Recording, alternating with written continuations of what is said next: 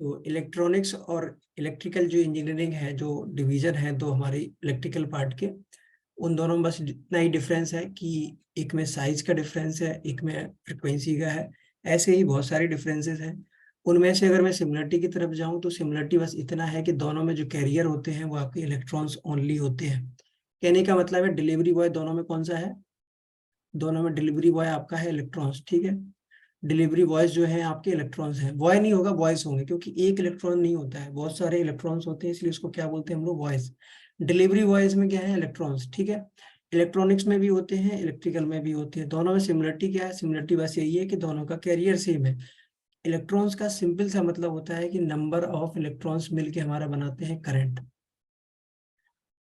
तो दोनों में ही आपको पता है कि इलेक्ट्रॉनिक्स में भी करंट फ्लो करता है, इलेक्ट्रिकल में भी फ्लो करता है, तो दोनों में करंट होगा। करंट होगा तो वोल्टेज भी होगा, राइट। करंट होगा तो वोल्टेज भी होगा, इस बात का मतलब है, इसका ऐसा मतलब नहीं होता है कि वोल्टेज है तो करंट भी होगा, ऐसा नहीं होगा कभी भी। अगर वोल्टेज है तो करंट होगा ही होगा, ऐसा जरूरी नहीं है। लेकिन अगर करंट कहीं पर भी है तो वोल्टेज मस्ट होगा, ये हमेशा सही होगा, ठीक है।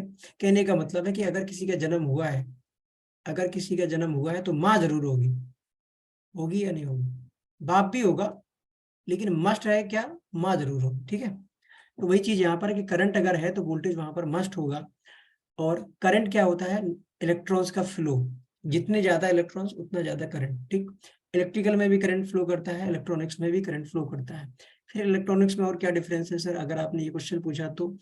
ये इलेक्ट्रॉनिक्स की चीजें आपकी साइज में बहुत छोटी होती है, और जबकि इलेक्ट्रिकल की चीजें होती है ये साइज में बड़ी होती है। जनरली ऐसा होता है, आप एक्सेप्शन कहीं पर भी ले सकते हैं, आपका सर्किट इलेक्ट्रॉनिक्स का बड़ा हो सकता है और इलेक्ट्रिकल का भी छोटा हो सकता है, जरूरी नहीं है, बट जनरली ज्यादातर चीजों में इलेक्ट्रॉनिक्स की चीजें आपकी छोटी साइज में मिलती हैं। जैसे आपका मोबाइल हो गया, स्मार्ट वॉच हो गई, आपके हेडफोन हो गए, ईयरबड जो होते हैं कानों में लगाने वाले, ऐसी बहुत सारी चीजें हैं जो छोटी छोटी हैं, राइट। जबकि इलेक्ट्रिकल की चीजें, मोटर हो गई आपकी, पंखे हो गए, कूलर हो गया, आयरन हो गई, आपका हीटर हो गया, मोटर है, ये सारी चीजें आपकी साइज में बड़ी होती है।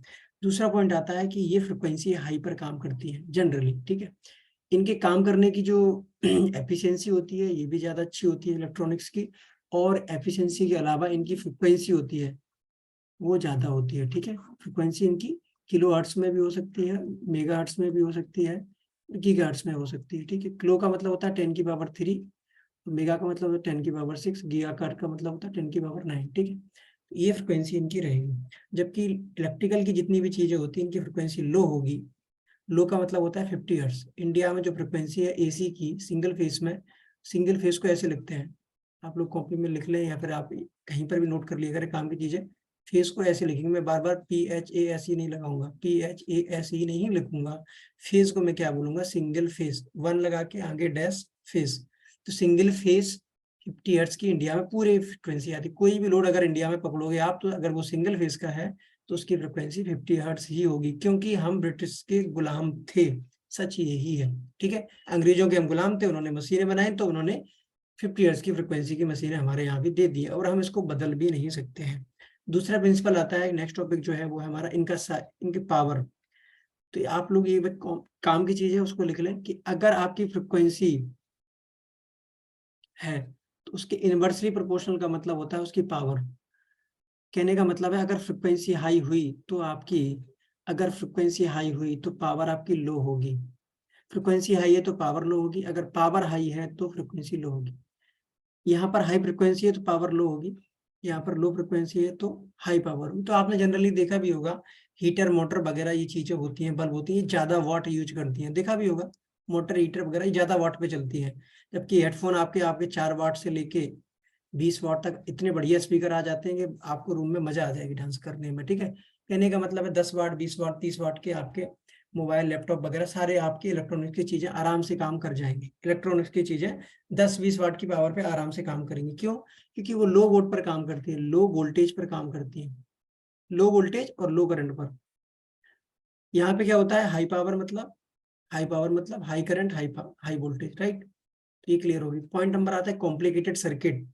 जैसे मैं पहले बताया था, कॉम्प्लिकेटेड सर्किट का मतलब होता है जिनको आसानी से आप खोल के सही ना कर पाए। ये कोई भी आदमी आके मोबाइल को सही नहीं कर सकता, कोई भी आदमी आके आपके लैपटॉप को सही नहीं कर सकता है, कोई भी आदमी आके आपके कानों के ईयरफोन ईयरबड को खोल के सही नहीं कर सकता है। कोई भी आदमी आके वाईफाई रूटर के सिग्नल को सही नहीं कर सकता है, कोई भी आदमी आके कुछ भी नहीं कर सकता है इलेक्ट्रॉनिक्स के सेक्टर में।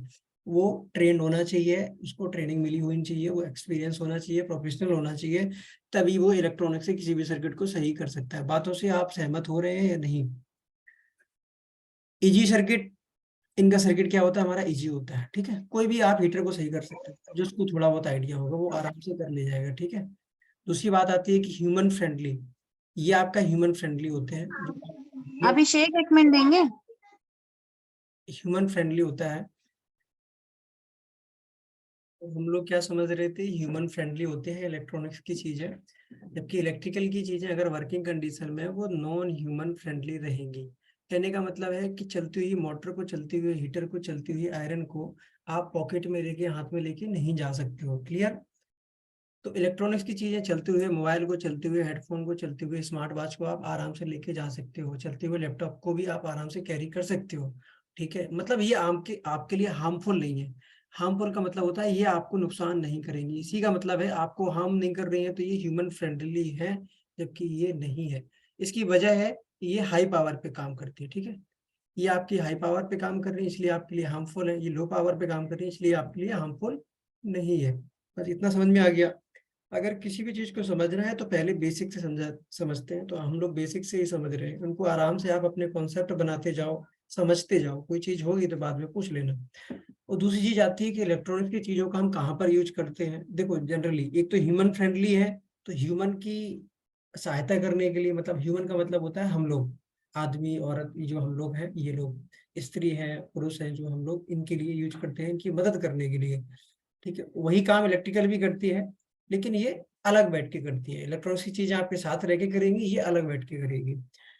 दूसरी आती, किसी बड़ी मशीन को कंट्रोल करना हो, कोई भी हैवी मशीन हो उसको अगर कंट्रोल करना हो, तो आप इलेक्ट्रॉनिक्स का यूज करेंगे। जैसे आप कोई भी बड़ी मशीन हो, जेसीबी मशीन हो, फाइटर जेट हो, जितने भी फाइटर हैं, एयरलाइन है, सब में इलेक्ट्रॉनिक्स का भर भर के यूज हो रहा है हर जगह। कोई भी बड़ी मशीन है जो एक आदमी से, एक ह्यूमन से कंट्रोल नहीं हो पा रही है, उसके लिए हम किसका यूज करेंगे, इलेक्ट्रॉनिक्स का यूज करेंगे, ठीक है। क्लियर? जैसे मैं आपको एक बढ़िया सा एग्जांपल बताता हूँ, सबसे बड़ी मशीन आपको, मेरे हिसाब से जो है सबसे बड़ी मशीन जो है वो है ह्यूमन। सबसे बड़ी दुनिया की मशीन है वो है ह्यूमन। आप कहने को सुपर कंप्यूटर, क्वांटम कंप्यूटर कुछ भी बोल दो, लेकिन सबसे बड़ी मशीन है ह्यूमन। इसको आप नया नहीं बना सकते। मैं आपसे कह दूं कि एक रेहान को बना के मुझे दे दो, दे पाएगा कोई? किसी से मैं कह दूं कि एक रेहान मुझे चाहिए, कोई बना के दे दो, नहीं दे पाएगा, कोई नहीं बना पाएगा। तो क्या सबसे महंगी मशीन दुनिया की है ह्यूमन, और सबसे यूजफुल भी है। इसको अगर कंट्रोल करना हो तो वो चीज क्या है, इलेक्ट्रॉनिक्स। इसको अगर कंट्रोल करना हो तो वो है इलेक्ट्रॉनिक्स। आपके 6 महीने का बच्चा हो, दूध नहीं पी रहा हो, सो रहा हो, तो माँ क्या करती है, यूट्यूब पे उसको कार्टून लगा के दे देती है, ठीक। फिर दूध भी पी लेता है और शोर भी नहीं करता है, रोता भी नहीं है। आजकल के 6 महीने से लेके 1 साल के जो भी बच्चे हैं वो सब यूट्यूब पे वीडियो देख देख के, इंस्टाग्राम पे रील देख देख के दूध पीना सीख रहे हैं। मतलब आप एक ह्यूमन को कंट्रोल कर पा रहे हैं। आप भी यूट्यूब देखते रहते हैं 4-5 घंटे, आपको पता भी नहीं चलता है, राइट। 1.5 GB 2 GB का, मिनिमम 3 GB का आपको प्लान चाहिए। तो एक बड़ी मशीन को कंट्रोल करने के लिए आप इलेक्ट्रॉनिक्स का यूज कर रहे हैं, लोग कर रहे हैं, जो समझदार है वो यूज कर रहे हैं। आप इलेक्ट्रिकल का यूज क्यों करते हैं? देखो इलेक्ट्रिकल का बस एक ही काम है, पावर को ट्रांसमिशन करना और ट्रांसफॉर्म करना, दो काम है। ट्रांसफॉर्म ट्रांसमिशन दोनों वर्ड अलग है, इनको समझ लेना है। अगर नहीं समझेंगे तो फिर कंफ्यूजन बना रहेगा आपके दिमाग में, ठीक है। ट्रांसफॉर्म का मतलब होता है किसी भी चीज को बदल देना। ट्रांसफॉर्म का हिंदी मतलब जो है वो है बदल देना किसी भी चीज को। तो इलेक्ट्रिकल की चीजें आपकी ट्रांसफॉर्म भी करती हैं। जैसे मैं आपसे एसी कह दूं, एयर कंडीशनर क्या करती है, इलेक्ट्रिकल पावर को लेती है, इसको कूलिंग में कन्वर्ट करती है। इसी का अगर मैं एसी का उल्टा कर दूं तो हीटर मान लूं मैं, हीटर क्या करता है, ठंडी चीज को गर्म कर देता है। तो इलेक्ट्रिकल एनर्जी से आप थर्मल एनर्जी में कन्वर्ट कर रहे हैं। थर्मल का मतलब होता है ठंडा या गर्म, राइट। कूलिंग कर रहे हैं या फिर गर्म कर रहे हैं। मोटर होगी आपकी, मोटर को आपने इलेक्ट्रिकल सिग्नल दिया, इलेक्ट्रिसिटी तो देते हो, आपने उसको इलेक्ट्रिसिटी दी, इसने रोटेशन स्टार्ट कर दिया, घूमना स्टार्ट कर दिया। तो रोटेशन क्या होता है भाई, मैकेनिकल एनर्जी, ठीक। तो आपने अपने कमरे में, अगर आप गर्दन घुमा के देखेंगे तो आपके कमरे के ऊपर पंखा लगा होगा। पंखा भी इलेक्ट्रिकल को क्या करता है, आपका मैकेनिकल में कन्वर्ट कर देता है। तो एनर्जी को एक मीडियम से, लाइट एनर्जी, आपका एलईडी बल्ब क्या करता है, रोशनी देता है आपको, रेडिएशन देता है। थर्मल रेडिएशन देता है, थर्मल भी देता है, लाइट भी देता है। तो आप क्या कहोगे, मैंने इसको इलेक्ट्रॉन दिया और इलेक्ट्रॉन ने फोटोन बना दिए, ठीक है। तो कहने का मतलब है एक मीडियम को दूसरे मीडियम में बदलना, ये इलेक्ट्रिकल की चीजों का काम होता है। ट्रांसमिशन, ये वर्ड भी समझ लेते हैं। ट्रांसमिशन वर्ड का मतलब होता है एक चीज को दूसरी जगह पहुंचाना।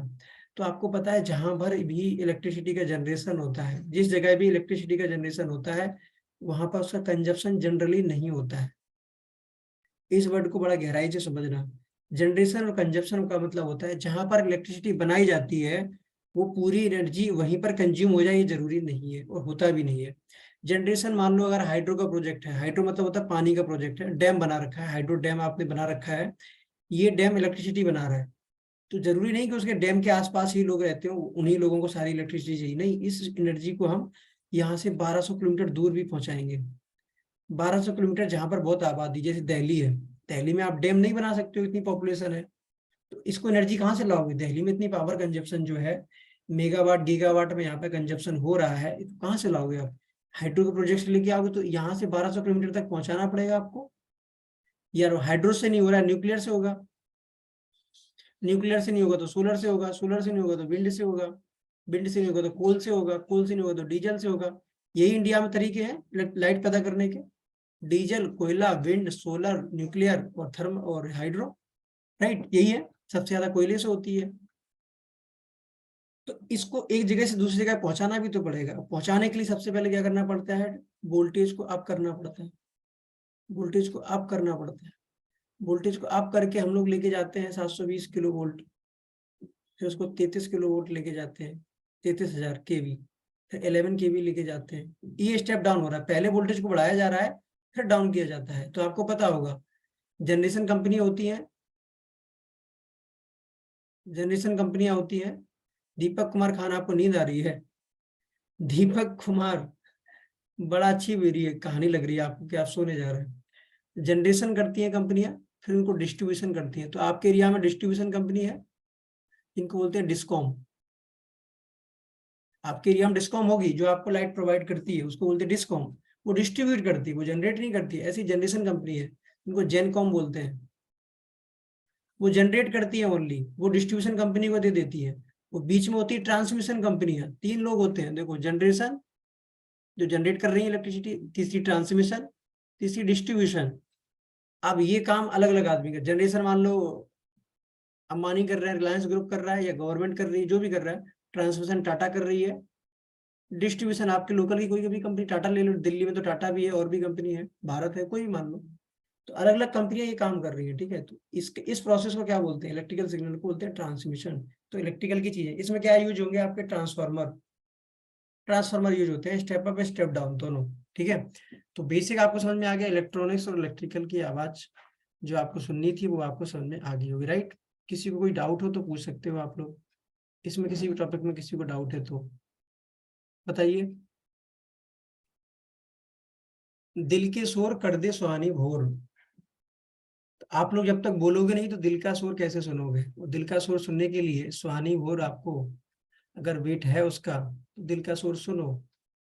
दिल के सुर तभी होगा, दिल में आपके सुर तभी होगा जब आप कुछ सीखेंगे और सीखने की लालसा होगी। अगर आपके दिल में शोर नहीं हो रहा है, कुछ सीखने की आपको नहीं लग रही है, तो फिर सुहानी भोर भी भूल जाओ होगी कभी।